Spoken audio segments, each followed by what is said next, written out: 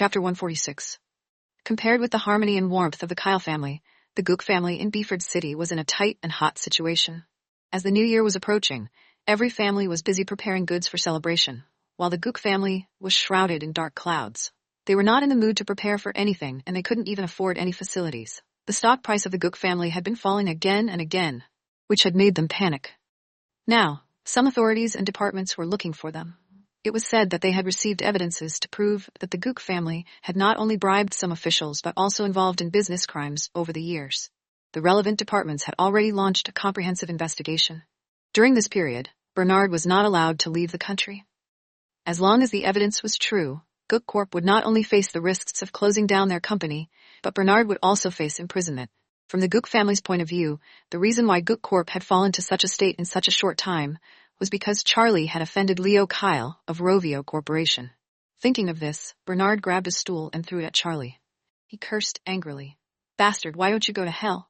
If I had known that you would cause such a disaster, I shouldn't have let you come to this world." Bernard threw a wooden stool, but Charlie didn't dodge it. His head was hit, and he didn't dare to make a sound.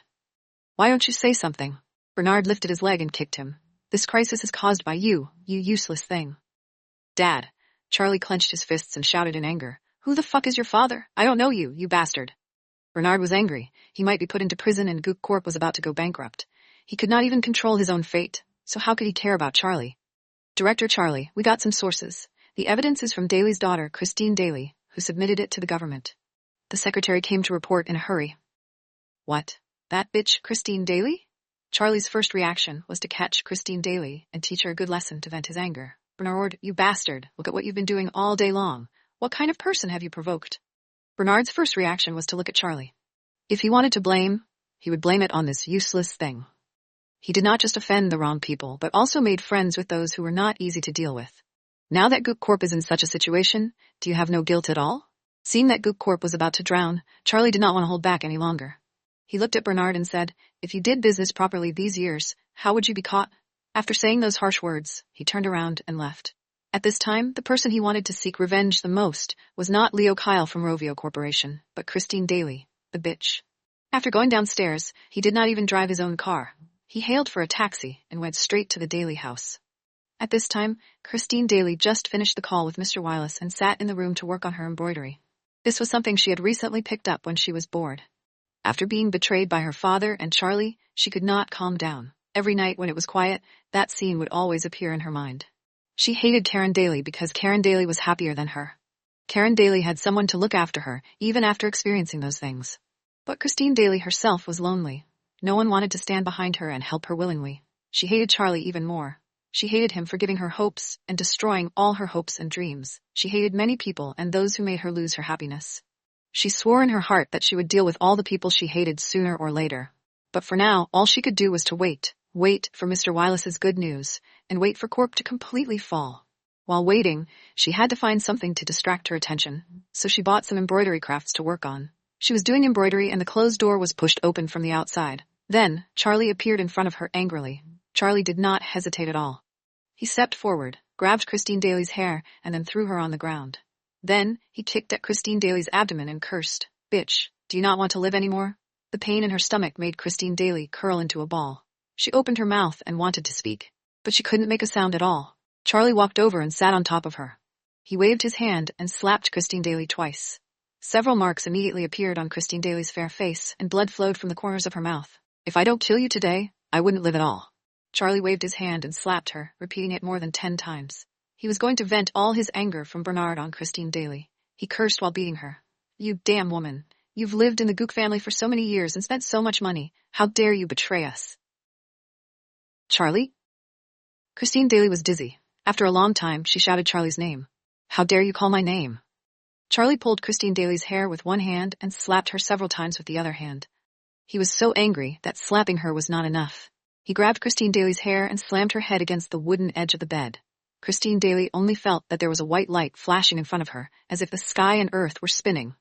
And she could not feel anything else. She wanted to struggle out of it, but her strength was too weak to break away from Charlie. Even so, Charlie was still angry. Suddenly, he saw a small pair of scissors beside the embroidery cloth. Without thinking, he took it and slashed a few times on Christine Daly's face. As he looked at the bright red blood, he came back to his senses. Christine Daly's face had been slashed with several cuts, and the blood flowed out from the wounds. Her face was full of blood. I'll disfigure your face today and see how you'll meet anyone in the future. Thinking of this, Charlie slashed the scissors a few more times, which made Christine Daly's face unrecognizable. Ugh! Christine Daly screamed hysterically, and then everything went dark as she lost all consciousness. Seeing Christine Daly faint, Charlie dropped the scissors and said as he faced the door, "Don't hide anymore. If you send her to the hospital in time, you can save her life." Samuel Daly slowly walked over from the side and said with a fake smile, "She was brave to offend the Gook family. It wouldn't matter to let her suffer a little pain." Chapter 147. Charlie looked at Samuel Daly and snorted, "She is still your biological daughter." Samuel Daly did not answer. He looked at Christine Daly unemotionally and sneered, "Who told you that she was my biological daughter? Not your own daughter?" Charlie looked back at Christine Daly, who was unconscious on the ground, and said, "It's up to you whether to save her or not. Anyway, I don't care if she was dead or alive." After saying that, Charlie turned around and left. It seemed that Christine Daly's life was not worth a dog's life. Samuel Daly looked at Charlie's back, clenched his fists, and his eyes were fierce. He sneered in his heart, "My young master?" "Charlie, oh Charlie, do you really think that Gook Corp was still the same Gook Corp as before? Do you really think that there are so many people coming to fawn on you? Once Gook Corp gets defeated, Charlie would be a homeless dog. Those evil things that he had done before, those people who he had bullied before, they would not let him go easily." At this time, Charlie still did not understand his situation, and still dared to hurt others and called himself a young master. It was destined that Charlie would never be able to turn over. Thinking of this, Samuel Daly felt very happy. Over the years, he had done a lot of illegal things for Gook Corp, because Bernard had something on him. Now that Gook Corp has fallen, means that he lost a backup and a person who could threaten him. After a long time, Samuel Daly finally took back his stare and looked at Christine Daly, who was lying on the ground and had lost consciousness. He said coldly, "I thought you would be useful to me after I adopted you and raised you for so many years, but I didn't expect you to be so useless." Before he got married, he had found out that he had azoospermia. It was impossible for him to have his own child in this life. This was a secret in his heart, and he was never willing to mention it in front of others. So not long after the marriage, he made Karen Daly's mother pretend to be pregnant, and then adopted an abandoned baby to pretend to be their child. In this life, he would not have his own child, and could not carry on the bloodline of the Daly family, so he could only think of ways to restore the Daly family's reputation. Money, power, fame, and wealth, these things should have belonged to the Daly family, and he tried his best to get them back. However, no one knew that after decades of hard work, he did not get what he wanted. Adversely, he became under other people's control. But now the defeat of Gook Corp was a foregone conclusion, and there was no turning back. He had to seize the time to think about his future. Since Gook Corp had been defeated, he would not join them. As for Christine Daly, who was lying on the ground, he would still be kind enough to send her to the hospital. If she died, things would be complicated. After sending away all the guests, it was getting late. After a busy day, everyone was tired and went back to their rooms to rest. After returning to the room, Karen Daly was so excited that she twirled around the room. She smiled widely. "Mr. Kyle, what should I do?" "What?" Kevin Kyle raised his eyebrows and looked at her. "I think I'm too happy. But I don't want to hold this happiness in my heart. I want to shout it out to the whole world." If not for the fact that the elders of the Kyle family were all there, Karen Daly would have stood by the window and roared a few times. She wanted to tell her mother loudly that her daughter has become very happy now, and let her mother know to not worry about her anymore. She also wanted to tell those who hurt her, and those who tried to hurt her, that she had not been knocked down by them. She stood up and lived a happy life. Let's go. Kevin Kyle turned around and took a coat for her to put on. He also took a coat and put it on himself. Then he took her hand and left. "Where are we going so late?" Karen Daly was a little worried. "Grandpa and parents are all here. It's not good for us to go out at this time." "Don't worry." Kevin Kyle took her out and said, "I told you to follow me, right?" Karen Daly nodded and followed him with a smile. "Then I will follow you from now on. I will go wherever you take me." Kevin Kyle took Karen Daly out and drove for more than an hour before arriving at the destination. After getting out of the car, Karen Daly knew that the place he took her to was Bahia Resort. Not long after they got married, Innovative Tech had a company event here once. After getting out of the car, Karen Daly took Kevin Kyle's arm and asked, "You are a senior executive of Rovio Corporation. Do you have benefits to stay here for free?" "Free," he said. "Rovio Corporation's employee benefits are really good. If I had known earlier, I wouldn't resign, and I could enjoy a lot of benefits in the future." Karen Daly rubbed her head against his arm and said, "Resigned, but your benefits are still there," he said. "Mr. Kyle, don't forget that Leo Kyle is still above you." She thought he was teasing her. He can't decide everything for Rovio Corporation anyway. All of a sudden, he heard Karen Daly mention Leo Kyle. Kevin Kyle stopped and looked at her seriously. "I'm Leo Kyle." All right then, you are Leo Kyle. It was rare for him to make a joke with her, so she just took him as Leo Kyle. But to be honest, his ability was so good, his upbringing was so good, and his family background was so good. If she hadn't seen the pictures of Leo Kyle online, she would really believe that it was him. You don't believe me? Kevin Kyle asked. I believe you. Karen Daly smiled and winked at him playfully. Then, Mr. Leo Kyle, can we go in? Karen Daly was unwilling to believe it. Kevin Kyle felt helpless and did not know what else to say. He led her into Bahia Resort. Before arriving, Kevin Kyle sent a message to Amelia Gray and asked her to inform the people here. The managers here had been waiting for a long time. Seeing them coming, the person in charge immediately greeted them and said, Director Kyle, Mrs. Kyle, this way, please. They got on a buggy and drove straight to the villa area of Bahia Resort, which was also the villa they stayed in when they came last time. After getting out of the car, they stood at the door, and there was unspeakable emotion in Karen Daly's heart. The last time she came here, she and Kevin Kyle were still like strangers, and this time she had become his real wife. Kevin Kyle did not take her back to the room, but went around the buildings to the beach. Listening to the sound of waves hitting the rocks, she was so happy that she jumped like a child. If you want to shout, just shout, he said. Kevin Kyle.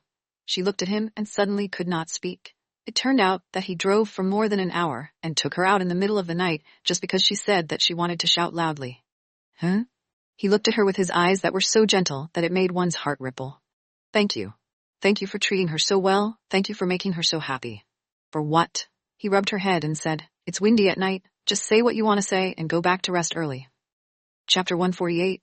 Then you can shout with me. Karen Daly wanted to be capricious just once.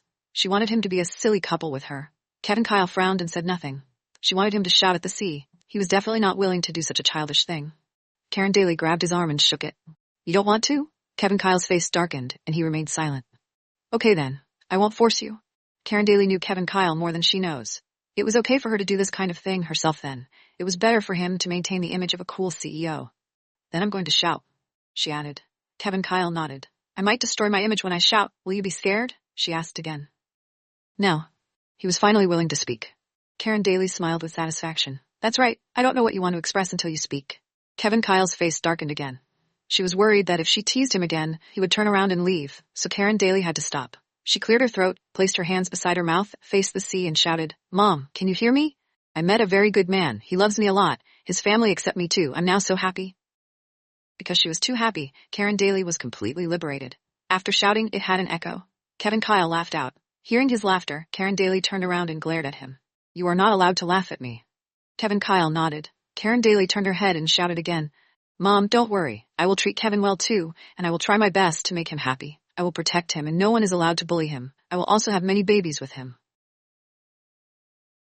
For the first time in his life, Kevin Kyle heard someone say that she wanted to protect him. He was moved greatly. Since he was sensible, he knew that his mother was in poor health. His father had to work and take care of his mother. He had to deal with his own affairs, so he was more sensible than other children. He had developed a habit since he was a child to solve everything by himself. After that, Mia Kyle came to the Kyle family. He had been taking care of her as a big brother. It was his habit to take care of others for so many years. He had never thought of asking others to protect him. Then came Karen Daly, who looked so fragile, but her slender body seemed to be full of endless power. She was shouting and shouting about her happiness at this moment. Karen. He called her name gently in his heart. Kevin, do you think Mom can hear me? Karen Daly turned around and looked into his burning eyes. Kevin Kyle nodded. Yes. Karen Daly ran over and hugged him. Kevin, will we be so happy forever? Kevin Kyle nodded. Yes. He answered every question she asked in a very short way, but Karen Daly didn't care about it. From the beginning, she already knew his personality. Perhaps it was because of his personality that he was more attractive. Others didn't know about it, but she liked his personality. Although he didn't like to talk, it was not a big deal for her. Take what happened tonight as an example. Except for him, it would be difficult to find men who were willing to do this for their wives. She added, I've finished yelling. Let's go back. He snorted softly but did not move. Instead, he took her into his arms, hugged her tightly, and gently rubbed her chin. Her fresh fragrance drifted into his nose with the evening breeze, which aroused a strong desire for her in his heart. He wanted her. Now, immediately, urgently. Karen? Before she uttered any words, she was quickly kissed by his thin lips. His kiss was fiercer than any other time before. His tongue went straight in and kissed her deeper. His palm was also restless and wandered around her body. Although there would be no one else here, Karen Daly was still a little scared outside. She nervously grabbed his hand and said, Kevin, not here. Kevin Kyle immediately stopped, grabbed her by the waist, and carried her back to the house with elegant and steady steps. Back in the room, Kevin Kyle almost immediately launched an attack. The the fierce attack did not give her time to adapt.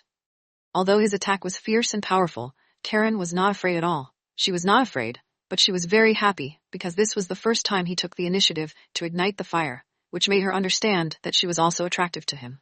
She didn't know how long it took. In Karen Daly's memory, it was longer than ever before. In the end, she was doing things with him and fell asleep immediately. In fact, she didn't want to be so useless. She still wanted to lie in his arms and chat with him afterward, but she didn't know whether she was too weak or Kevin Kyle was too strong. In the end, she slept first. After Karen Daly fell asleep, Kevin Kyle did not continue. He was considerate of her and did not want to hurt her. He quietly stared at her blushing face and pinched her nose. "Kevin?" She suddenly called out his name, making him withdraw his hand like lightning. He looked away awkwardly, pretending that nothing had happened. After waiting for a few seconds, she didn't make a sound again. Kevin Kyle turned his head and found that she didn't wake up. It turned out that he had appeared in her dream. What would he look like in her dream? While he was deep in thought, she murmured, "Kevin, I will try my best." "Your best? For what?" Kevin Kyle really wanted to know. He stretched his ears to listen, but she did not speak again. After making sure that she was asleep, Kevin Kyle got out of bed and went to the balcony. He called Nick Black back. "What's the matter?" Nick Black's voice soon came from the phone. "Director Kyle, we have already helped Wireless hand over the relevant information according to your instructions. They have begun to investigate Gook Corp. If all goes well, Bernard will be arrested after the New Year's, and Gook Corp will never be able to revive." "If all goes well?" Kevin Kyle asked in a deep voice. Nick Black immediately realized that he said wrongly and rectified, "After the New Year's holiday, you will see everything you want." "Okay." Hearing him, Kevin Kyle grinned and decisively hung up the phone. Karen Daly was so badly hurt, so he didn't mention it in front of her, but it didn't mean that he forgot about it. There were a lot of things that he didn't have to do personally, but it could cause harm to those who hurt Karen Daly and affect their future. As for Charlie, if he dared to commit any crime, he would not let him go. Whoever dared to provoke him, he would make them pay the price they couldn't afford. Chapter 149. 3 days passed in a flash. After the reception of relatives and friends, Kyle's family was free. During these 3 days, everyone was chatting and talking about interesting things at home. Life was warm and comfortable. Today was New Year's Eve. Everyone in the Kyle family got up early. In the morning, they asked helpers to help with the last round of cleaning. After lunch, they gave them their days off. The Kyle family was very considerate of these helpers. They also had their own families. Every year on New Year's Eve, they would ask them to go home for their holidays. In previous years, Kevin's father accompanied Kevin's mother to the kitchen for the New Year's Eve dinner on New Year's Eve. Mia Kyle would occasionally help her with some things. Grandpa Kyle was an elder, and he was old. Of course, he would not do these things. He would just be taking his time to marvel at the scenery outside. Kevin Kyle was busy in his study. Whether it was New Year's Eve or the first day of the new year, he had not been free before. In Mia Kyle's words, her brother earns a remarkable amount every second. If he wasted 1 minute, how much would he lose? So let him do his work. Things were different this year. Today, Karen Daly was busy in the kitchen with Kevin's mother, while Kevin's father accompanied Grandpa Kyle to drink tea and play chess in the leisurely garden. After Mia Kyle cheered herself up from a sad mood, she became energetic again. After a while, she was walking around the house. She would always be the life of the family. The person who was the most different from the previous years must be Kevin Kyle. He was not busy in the study like the previous years. Instead, he took the newspaper and sat in the living room to read the newspaper. When Mia Kyle passed by the living room, she was shocked. "Brother, did the sun rise from the west today?" Previous years, if it wasn't dinner time yet, he would never appear. He actually sat in the living room and read newspapers today. This was simply odd. Kevin Kyle looked at the newspaper and ignored her. He ignored, but Mia Kyle would not let him go easily. She squeezed herself to sit beside him and said with a smile, "Brother, aren't you busy with work today? Don't you want to deal with big things? If you want to sit, sit quietly," Kevin Kyle said without looking up. "If you can't sit properly, go to the kitchen and help Mother and Karen." "So you're worried that Karen would be tired?" Mia Kyle grabbed the newspaper in his hand and said, "If you care about her, go to the kitchen and have a look. If you sit here like this, how can she know that you are caring about her?" Kevin Kyle raised his head and looked at Mia Kyle with heavy eyes. "Mia, do you want to face the wall to reflect on your mistakes on New Year's Eve? Hey, what's wrong with you two?" Karen Daly came out with a plate and saw Kevin Kyle with a gloomy face. Mia Kyle immediately said, "Sister-in-law, brother said that he cares about you." "Okay." Karen Daly nodded and smiled. "I know." Kevin Kyle's face suddenly darkened. He didn't say a word and didn't look at them. He felt uncomfortable. How long had these two people known each other? In such a short time, he felt that they have built an alliance, and he was pushed away. "Mia, this is a treat made by Mother. Let me take it out for you to taste first," Karen Daly said with a smile. "Thank you, sister-in-law." Mia Kyle took one and stuffed it into her mouth. She said with satisfaction, The food made by Mother is always delicious. Did you wash your hands? Can you talk when you eat? Have you forgotten the etiquette learned in elementary school?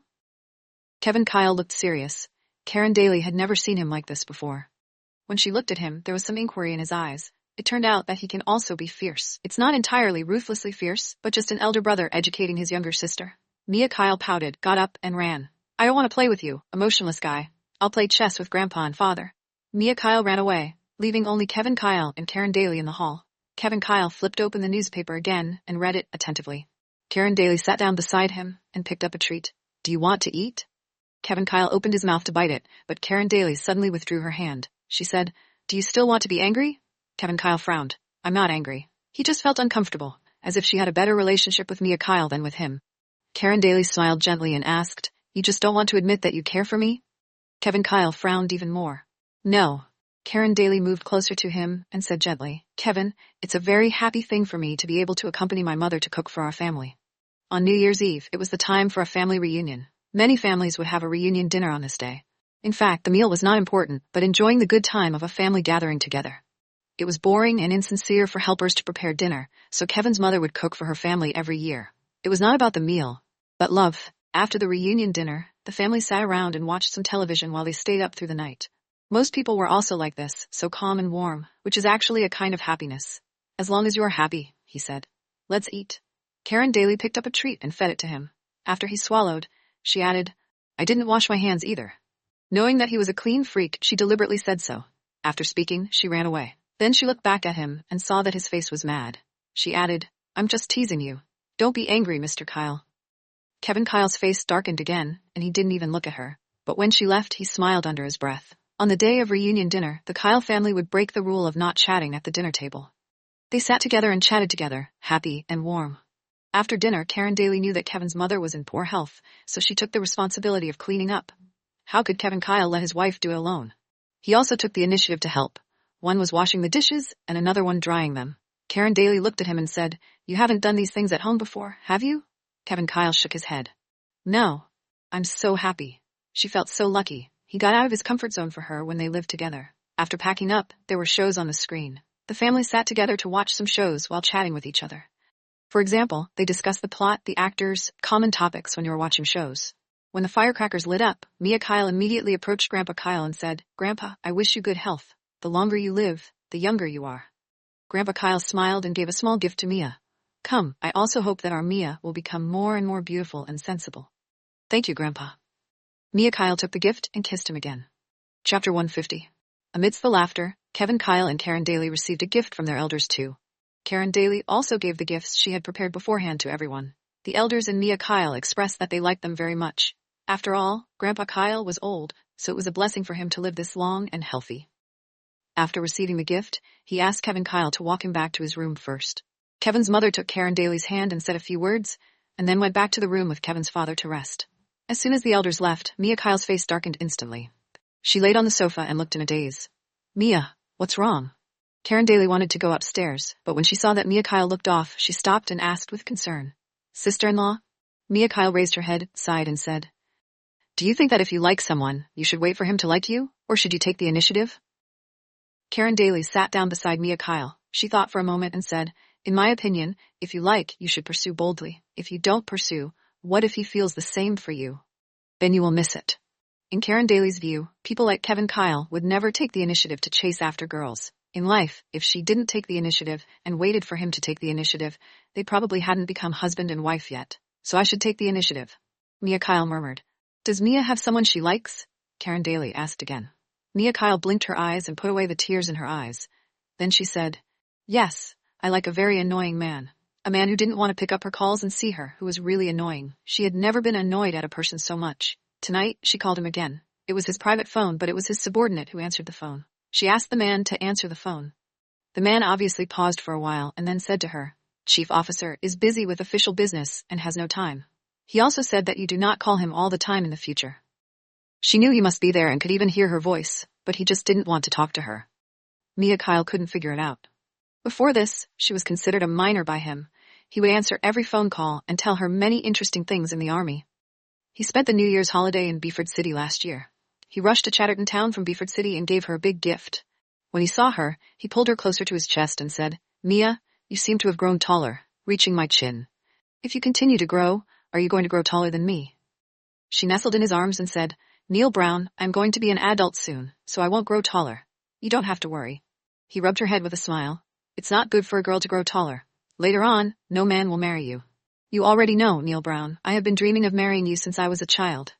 She was simple-minded and said whatever she thought. Stupid child. He pinched her face again, just like when he was a child. I am your uncle. You are already a big child. Don't talk nonsense like this in the future. He said that she was talking nonsense, but she knew very well that in this life, he was the only person she wanted to marry. Although she was young, this idea was very firm. Last year, after the New Year's, when he returned to Chatterton Town, he said to her personally, Mia, try your best to study. As long as you get into a good university, I will come to see you early next New Year's. After that, she studied hard and worked harder than ever, putting all her energy into studying. It was just because he had said that as long as she could get a good result and enter a good university, she could see him in advance. Her academic performance was not bad, and if she tried harder, her academic performance would improve rapidly. Over the summer vacation, she got good grades and reported it to him. After hearing that, he was very happy. On the phone, she could hear his hearty laughter, and he also agreed that she could go to Chatterton Town to hang out with him. Therefore, she flew to Chatterton Town from the United States alone and met him. On that day, he came to pick her up at the airport. He was so handsome in his military uniform that she couldn't look away. Neil Brown. She ran to him, threw herself into his arms, and hugged him tightly. Do you miss me very much? Yes, of course, Neil Brown said with a smile. His hearty laughter could be heard from afar. She spent the whole summer vacation with him. After work, he would drive her to places to eat local specialties. During that time, she felt so happy, and even felt that it would be very easy to marry him after she grew up. After the summer vacation, she went back to the United States to register for university. Before leaving, he told her that he would come to see her in advance this New Year's. Everything was fine between the two of them, but something strange happened on the day when she turned 18 years old. That day, she waited for a whole day and did not receive a call from him to wish her a happy birthday. She wanted to tell him a lot of things and tell him that she was already 18 years old today and was a real adult. She had prepared a lot of things to say, but she had no chance to tell him. Not only did he not call her, she even took the initiative to call him, but he did not answer. She had never heard his voice since that day, or even see him as if he was deliberately avoiding her.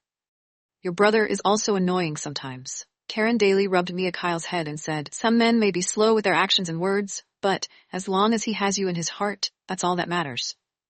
But Mia Kyle couldn't say anything, because she didn't know if he had her in his heart. Even if he had her in his heart, it would be just as good as a relationship between a niece and uncle, not love between a man and a woman. But what? Karen Daly asked. Mia Kyle took out her mobile phone, opened the photo album, turned to a photo in the private photo album, and handed it to Karen Daly. Sister-in-law, do you think we are suitable for each other? The photo was a handsome man who Karen Daly had seen before on the internet. It was the legendary Leo Kyle, the leader of the Rovio Corporation. It was rumored that this person was decisive in business. There was also a rumor that he was a prurient man. However, these were all news from the internet, and Karen Daly had never seen him before, so it was not good to simply comment. Sister-in-law, you didn't say anything. Do you think we are not a good match? Mia Kyle said sadly. Mia, it doesn't only depend on appearance, but also on all aspects. Karen Daly hugged Mia Kyle and said, No matter what decision you make, your family will support you.